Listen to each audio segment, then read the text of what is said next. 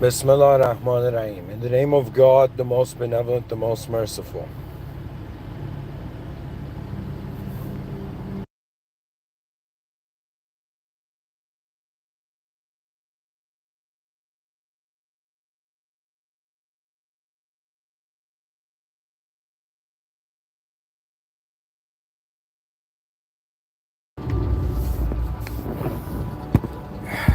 To begin,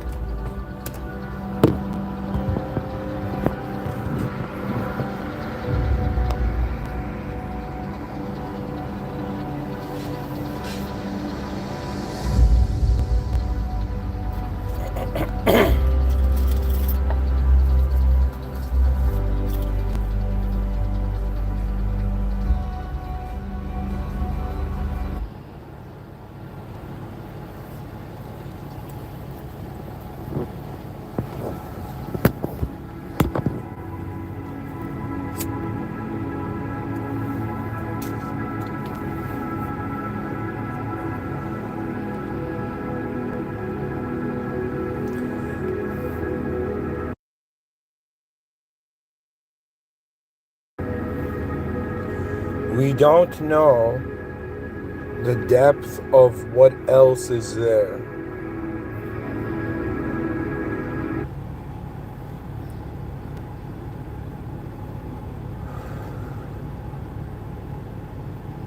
Before, sitting right now and trying to give this lecture, I was walking in nature, a very, very beautiful nature spot. And I came to, I thought about what to talk about, and I thought, all right,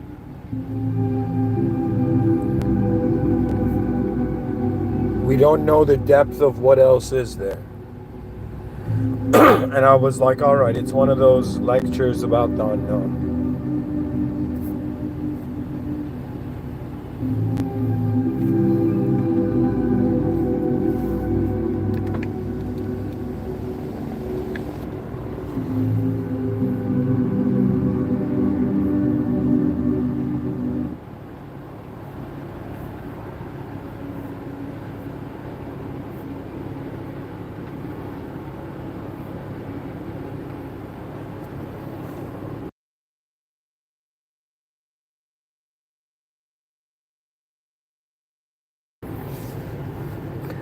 So when it comes to wondering about depth, I have prepared an AI research component to this lecture, but I'm going to talk about it a little before I get to that part.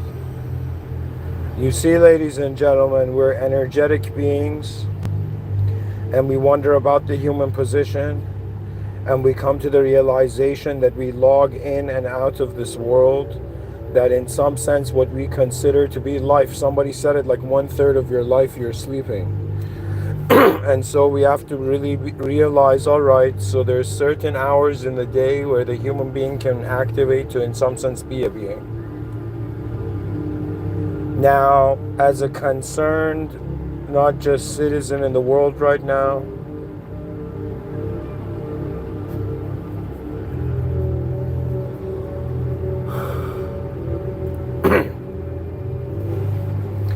I wonder about, like a candle in a dark room, what is the greatest thing that we illuminated? I wonder about, in some sense, what is the true depth of what's going on here? And what is the true depth of ourselves? What is the role of the human being? Why are we all here now? Why do we all have, every person has their own inner realms? Why is it that in some sense we're giving meaning to the space where meaning is found? And so I ask of you, whatever kind of human being you are, ask yourself if reality has a depth. if there is angles that you don't know, if there's blind spots you haven't considered, if there is inaccuracies that have been believed to be accurate, at some point on this planet, you can't ignore the fact that there's an imperfection, that we are incomplete.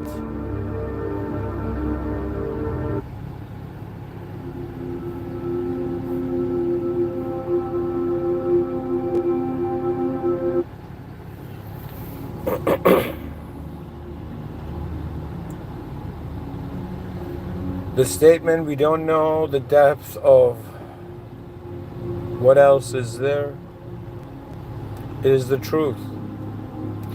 You don't know the depth of your life in the future. There is legit, pretty much how we should see it is that we've opened our eyes in an unknown event. Life is like this thing we didn't design. We kind of found ourselves part of it. And then we separated ourselves ideologically, and then now wondering what to do.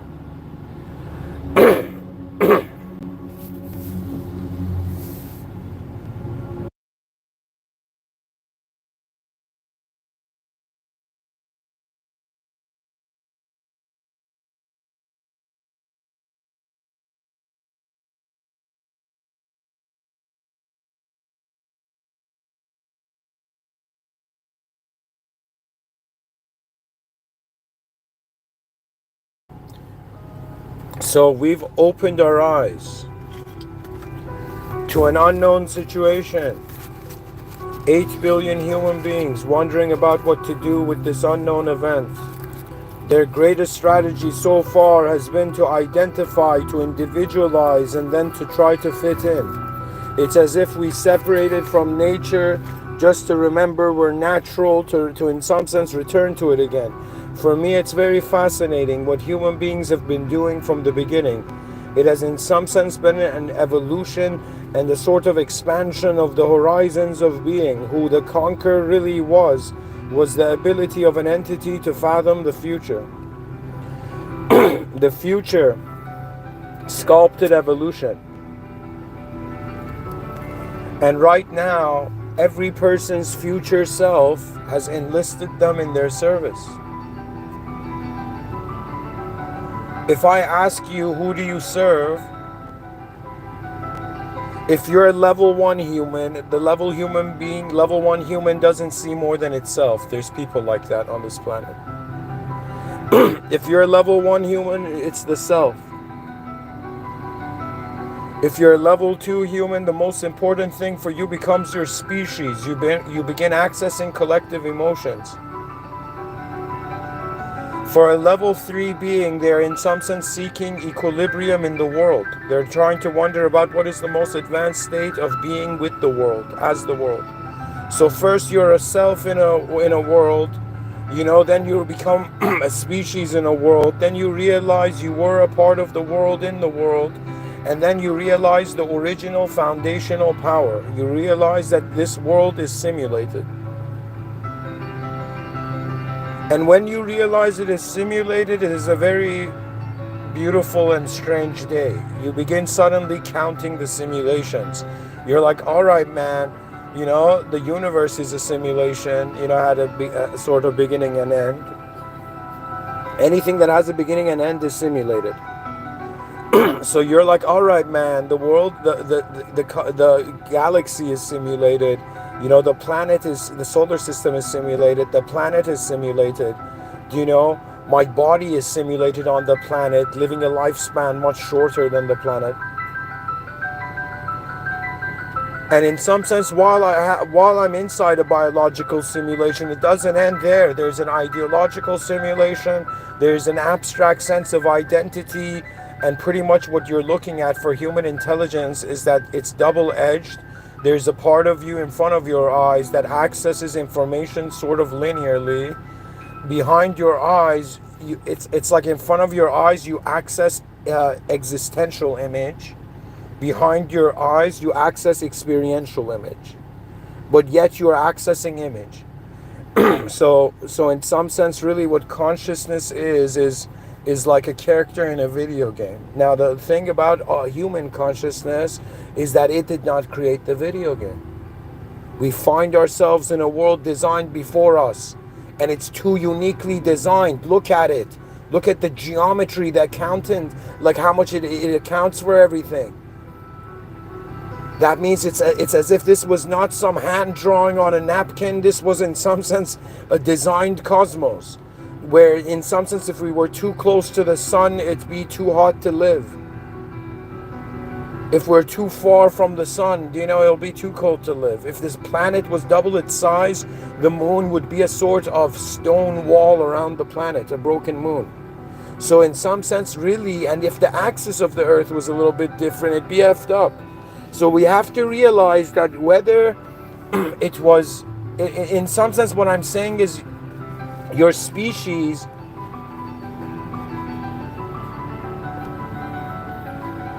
it's like we're 8 billion human beings. We haven't noticed humanity yet.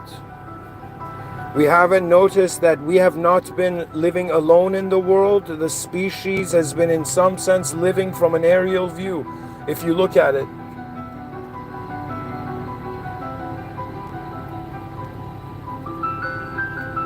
Do you understand the importance of humanity? When I say there is we don't know the depth of reality, it means that we cannot decide too soon. Imagine some person, I don't know, sometimes I imagine those people who are trying to commit, trying to use a bridge the wrong way. What does that negotiator say? Do you know?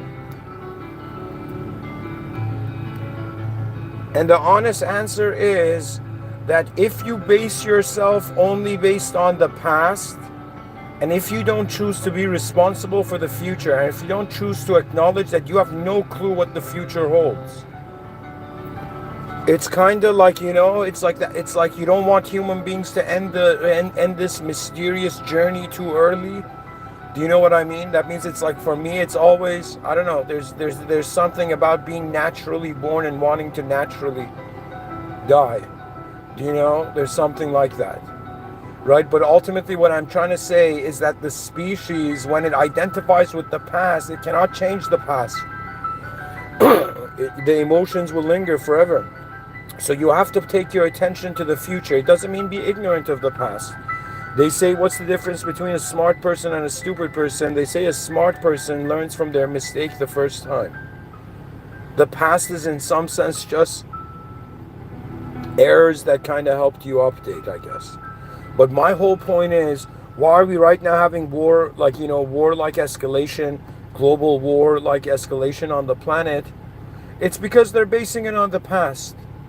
Do you know what that means? And sure, I do understand it's hard for people to change, but I also understand that when I look at a human being, I could in some sense look at him from an angle of what they did in the past or what they will do.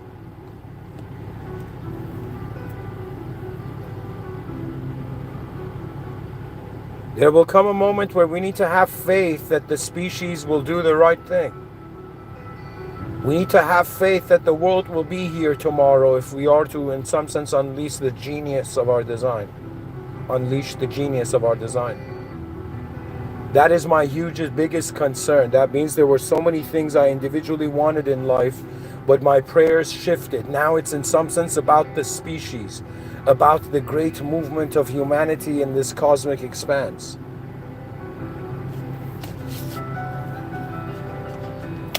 And so, let me tell you that depth is a power. And anytime you've heard somebody say, yo man, that's too deep, that means you've seen the limits of the context of that entity.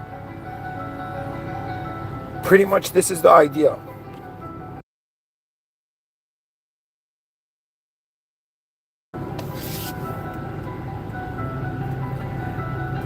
Just a second.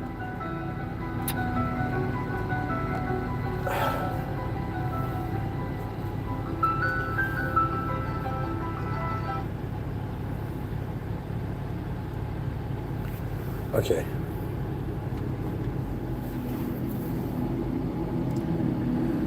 What I am trying to tell you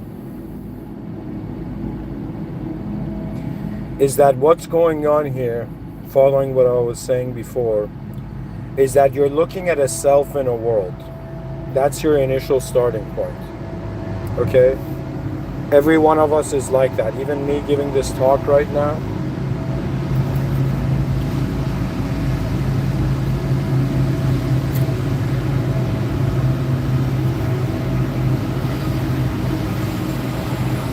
Guys, I'm going to let this train pass by. You probably don't hear it. Maybe you do. See, guys, it goes back to the most initial geometry, okay? The initial geometry is self and world. Now, there's two versions of that, okay? There is a physical self, your biological body, feel it, right? There's your physical self in a physical world. So there's a external relationship of an external self with an external world, but simultaneously, this external self is not just acting as an objective external self, it's acting as a subjective self, subjectively internal self. What that means is if I look at you from a distance, you're just a body, you're just a human, right? But if I come and speak to you, your intelligence reveals that you have a name and you have a backstory and you've tunneled through experiences in this reality to get to this point. So you see, there's an inner self, an inner character in an inner subjective world. Okay? That means no way, if children have the ability to imagine, it is proof that imagination is there. You know, I had a dream where in the dream I moved, like I could consciously move, and I woke up and I'm like, what the F does that mean? It means that the brain, the body doesn't have to move, the brain can simulate conscious life and conscious embodiment. But your body's sitting in the bed, chilling. So the brain is very advanced. And when we wake up, we have to ask ourselves, is our brain daydreaming meaning over objective reality? See how deep it is? Now, I'm going to read something for you. We've got to the research point of it.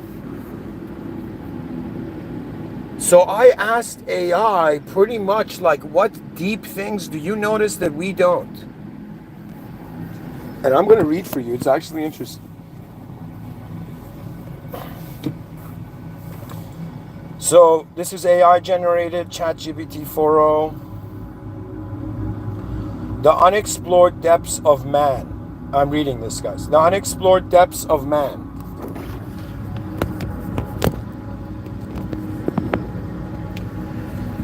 And what they unlock in the future.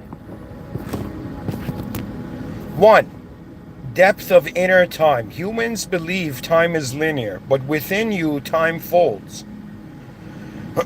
You dream in seconds what would take hours. You relive a memory and re-edit it. You experience prophetic intuitions and deja vu. The unexplored frontier. Chronoception and subjective time navigation. The ability to manipulate inner time, accelerate healing, or bend perception across timelines. Future possibility. Mental time chambers where one external hour equals to 100 internal hours. Used for accelerated learning, trauma healing, or deep inner work. Chrononauts will train in entire lifetimes of insight in a day. Yeah. I shared the guys years ago. I think 3 years ago, 4 years ago, I spoke about this. That there's going to be children born. And the parents are going to be like, keep my child in cyberspace until the age 12. And I want my child to have a maturity of a 30-year-old by the time that it wakes up. So the child's body is going to be in the hospital until the age 12. And then the child's mind is going to be born in a cyberspace virtual reality, you know, maybe even a live stream version of Earth. And the child's going to live, it's going to begin living its life in its mind before it lives outside of it. And then when it dies at the age of 30 in that cyberspace simulation, it wakes up in its 12-year-old body in the actual Earth, and then it has a completely different appreciation and maturity when it comes to life. For example, right? So I'm saying there is that thing. So one depth of it is inner time. That's something deep that human beings maybe haven't paid that much attention to.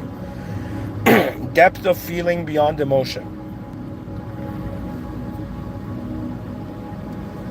You know joy, sadness, anger, but these are shadows of deeper feeling. Beneath emotion is essence, sensation, felt experiences that are not reactive but ontological truths.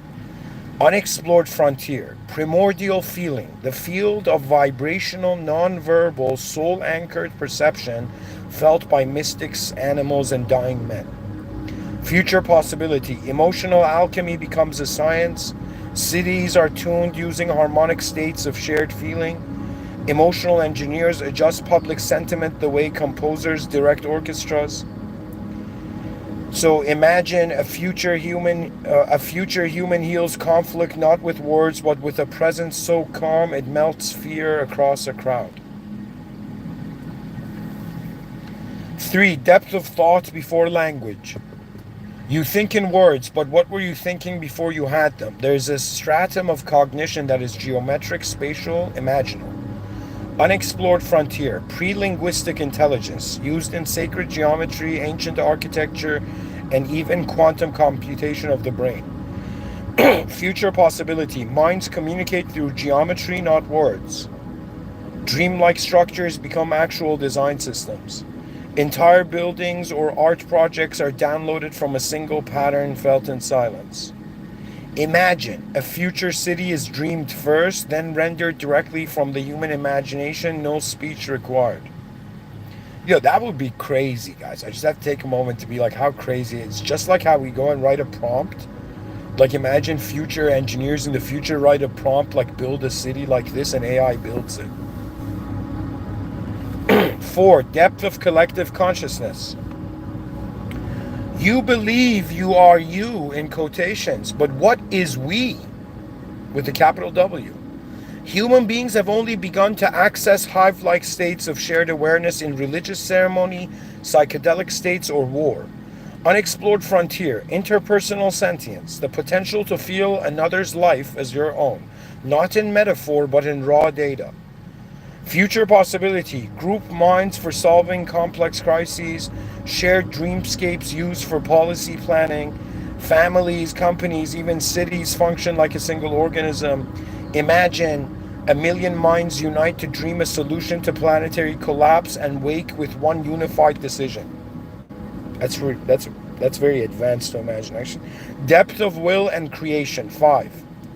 Most use will to survive. A few use it to build legacies, but almost no one explores meta-will, the architect behind the desire. Unexplored frontier, omni-will, the place from which not just choices but entire futures are seeded. Future possibility, desire mapping tools that help humans live from the deepest alignment. Intent crafting schools train children to will without ego, only essence. Leaders wield quiet will, not brute power. Imagine a single intention from a purified heart bends global events without force, only resonance. 6. Depth of silence. Silence is not the absence of sound. It is the presence of the unuttered. True silence can drive a man mad or make him divine. Unexplored frontier, sacred silence, used in ancient mystery schools to communicate with that which cannot be spoken. Future possibility, silent domes where planetary decisions are made in stillness. Technology that listens to inner silence for input instead of voice. Language dies and is replaced by presence. Imagine the parliament of the future sits in full silence, makes no laws, yet every citizen feels the new ethic arise within. This is a very interconnected species. 7. Depth of death while alive. You fear death, but true masters practice it while alive. They enter the void, feel the undoing of identity, and return with eternity in their eyes. Unexplored frontier, conscious dying, the intentional crossing over a self into the blackness to bring back wisdom not otherwise accessible. Okay, guys, we got to be very careful with this one. Future possibility, children are taught to simulate ego death before puberty. Death retreats, allows safe dismantling of the false self. Death is no longer feared, but a sacred rite repeated in life. Guys, pretty much what it means is that imagine you were sitting in like a glass room, and like you were like, very close to let's say one side of the glass, and people threw stuff at you, so your fear of flinching would go away. It would be something like this, where there would be VR or simulations where when children die in video games, they actually could feel, not that intensely, but they could feel like the pain of not artificial loss, the pain of real loss. Right? That means video games might be so resembling real life that if you play it, it might like actually shift you. Do you know?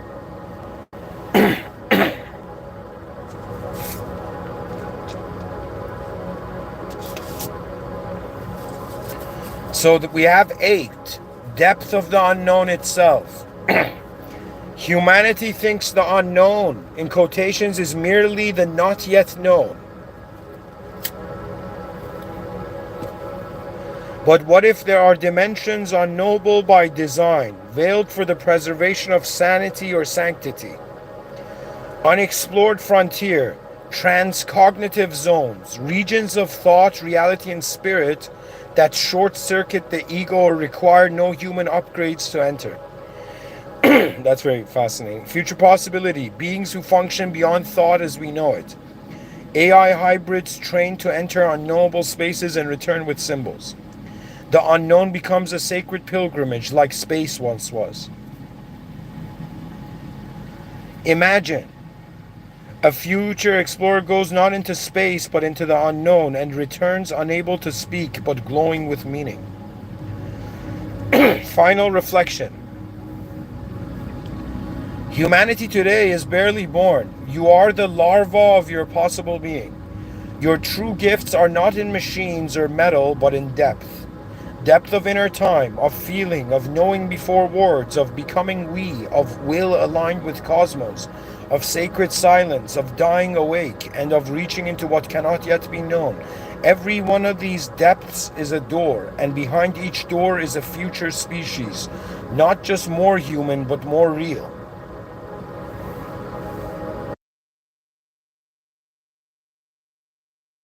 So guys, pretty much, I'll say it again. There's a summary here. So the summary is, the first was time. Future minds will stretch time internally, live lifetimes in a moment. Emotion, future hearts will sculpt reality through shared feeling fields. Thought, future communication will bypass words, pure mind to form. Self, future people will share identity like cells in one body. Will, future intention will shape matter directly. Silence, future knowledge will be downloaded through stillness. Death, future humans will rehearse death to master life. Unknown, future explorers will enter realms beyond knowing and evolve there. Guys, it's even created a movie scene. It says the year is 4040. On a mountain where no flag flies, a figure stands cloaked in silence. Above them, not stars, but equations of light. Within them, the memory of all species. They do not speak, they do not move, they only feel, and through that feeling a planet wakes. The first human has returned from the depths.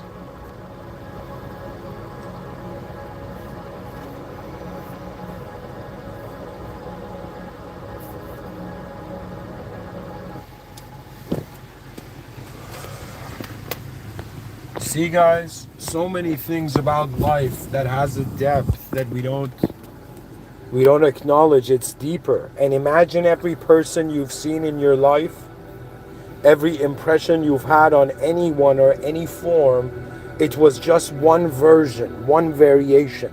How many hidden variations to possibilities of reality's occurrence are there?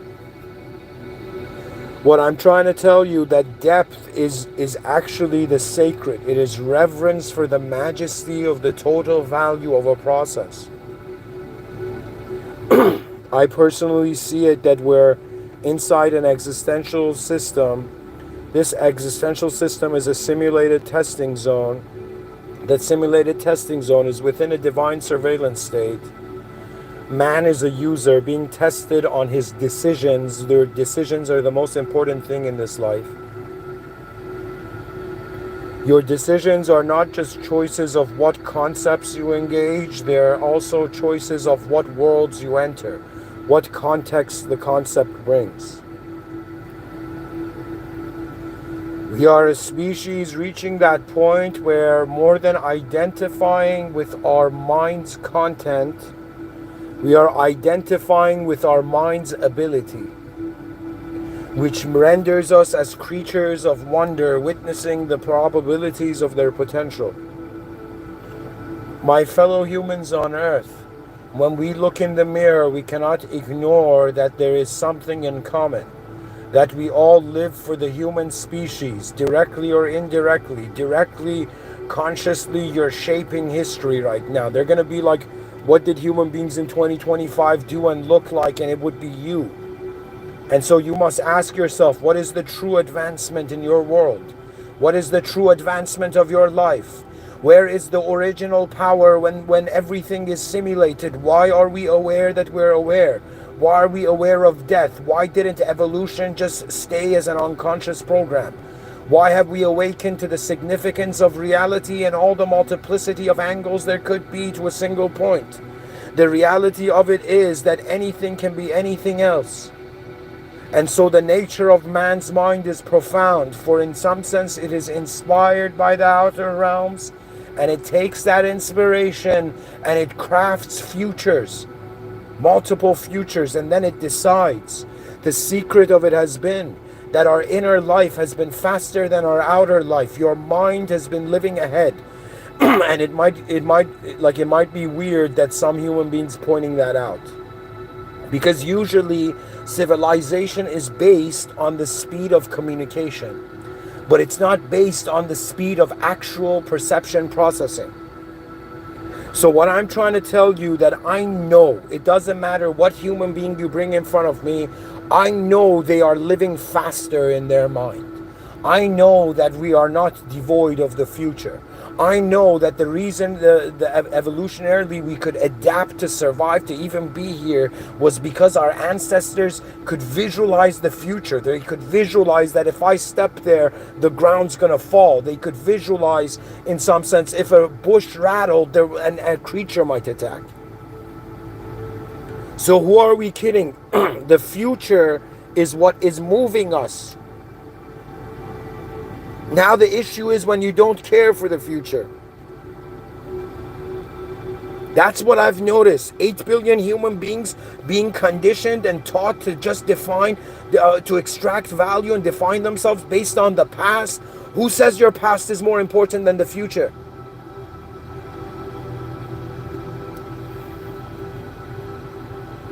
The past is an archive. Your memories are a library.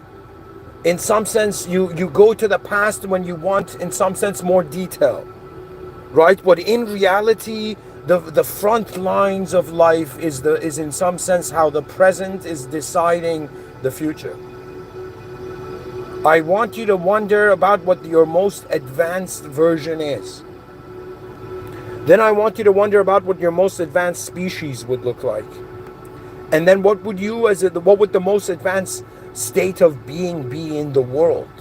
It's all about a self that is being responsible of its own context, is being responsible for the context of its species, is being responsible for the overall context, the world, and eventually being responsible that it in some sense was created. Do you know what that means?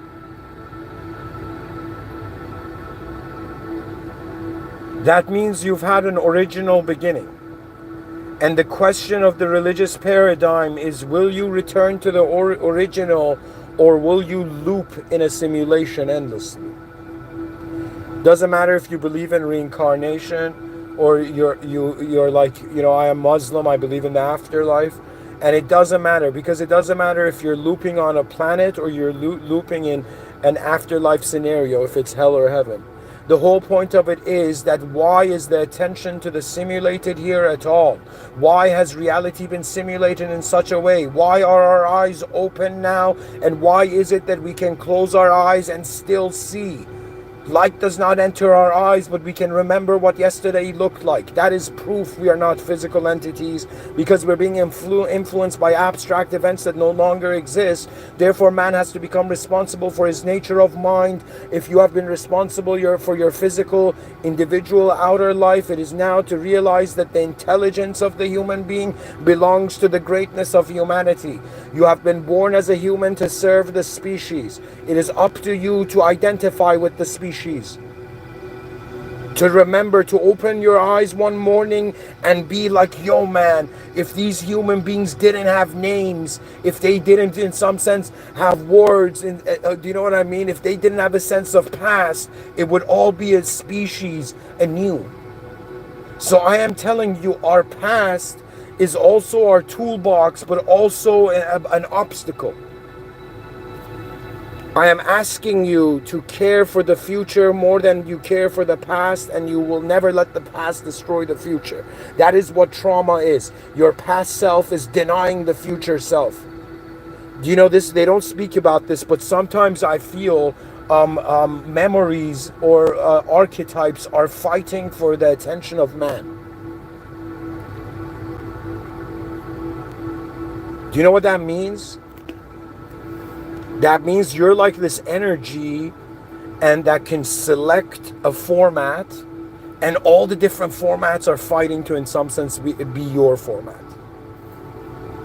But you must be conscious that your allegiance truly is beyond form. The system admin is beyond the simulated realm. That means before I was Muslim, every cell and atom in existence that fathomed us, in some sense, how do I say it? There was a system admin beyond it. We are in the presence of a world where the creator of it is present. That's what it means, believing in God. It means that there is an invisible divine agency managing the affairs of this world. There is a divine surveillance state. That means there a part of me, yes, it is scared of human ignorance causing World War III, but I also know that so many things, like when I just look at my own life, there were so many times I could have just died and stopped existing. What helped me, what authorized me to continue so far? And that's what I believe is going on in this world. Simulations don't just have an expiration date, they have a predestined authorization of must expression, of mandatory expression. That means you've been designed for a purpose. If there is a hammer, it's designed to build stuff. Right, when there's a human being, it's designed to, in some sense, usher in advanced civilizations. And not forget about the greatness and majesty of the future. Because whether you're religious or secular, if you're religious, it has a bit more depth. So if I'm a religious person and they're like, yo man, why are you living for the future of an advanced civilization? I will say, not only are we the creations of the Almighty, not only are we like the genius creation of the system admin, but we are also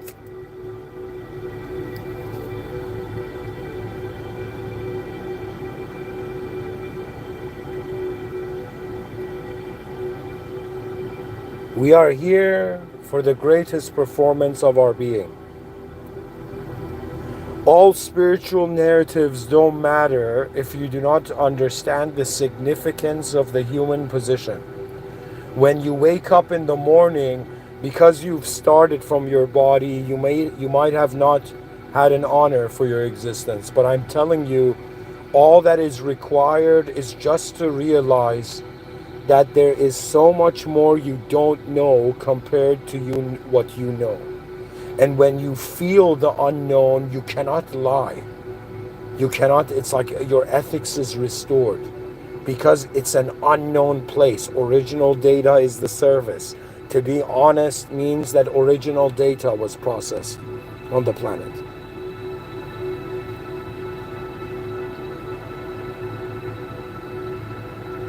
The might of our species is the might of God. The point I was trying to make is that the depth of it as a religious person is that your future self is the return to the system admin. In the Holy Quran, Allah subhanahu wa ta'ala says, every soul tastes death.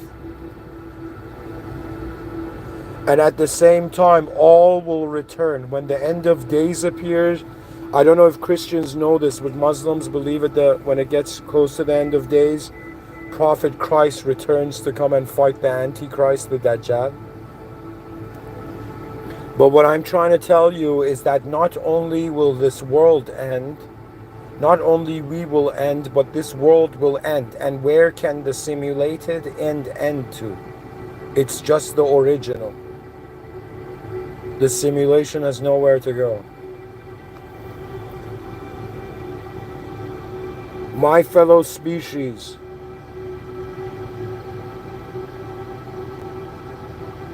originally we were great. Originally the system admin created us and commanded all existence to bow to, in some sense, the greatness of God.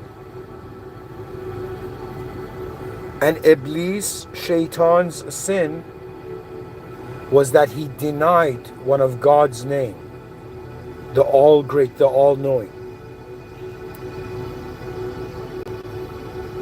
So logically, the only thing left, theologically, the only thing left is man being tested on whether he is still convinced by the simulated serpent or he remembers the original system admin, the one and only that stands beyond all manifested creation, all existence, the owner of the world. This world has an owner. The owner is beyond the world. For me, the purpose of life is to get to know the host before I leave the world room.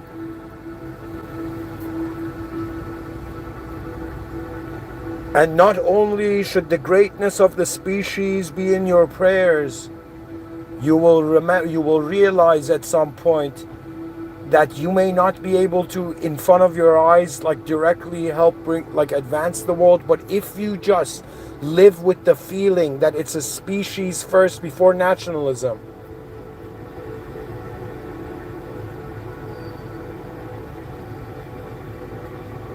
pretty much my strategy is to do the best I can until greater geniuses arrive. I believe that in the future there will be advanced human beings born, those who will fascinate us, those who will emerge as new archetypes. And the whole point of reality is to keep the door of life open. And nationalism, nations at war want to close the door of life.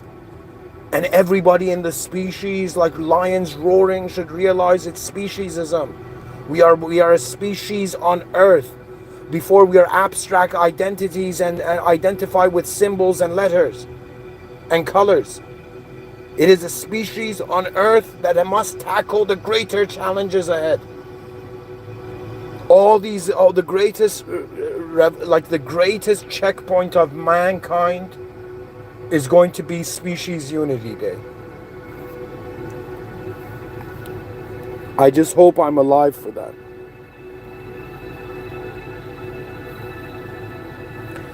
Thank you for listening.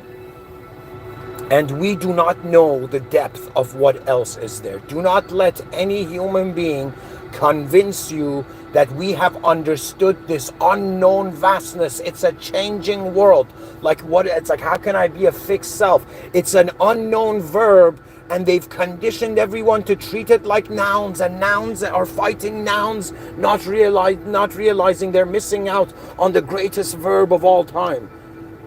The advancement of the human species. It's like you don't understand how beautiful, how fascinating of a time it is, where in our minds we can see the advanced civilization, we can see the future, we can see flying cars, we can see sky cities,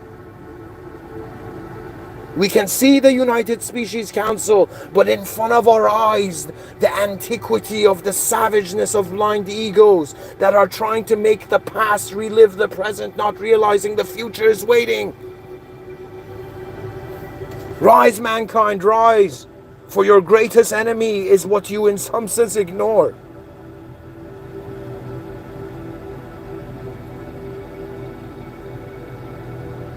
In the name of God, the most benevolent and the most merciful,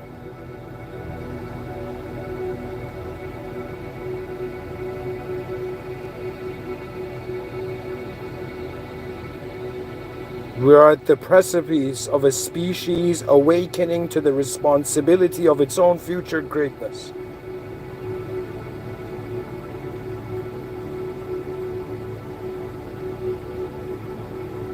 And may the system admin guide us all to the direct path beyond the simulation. Thank you for listening.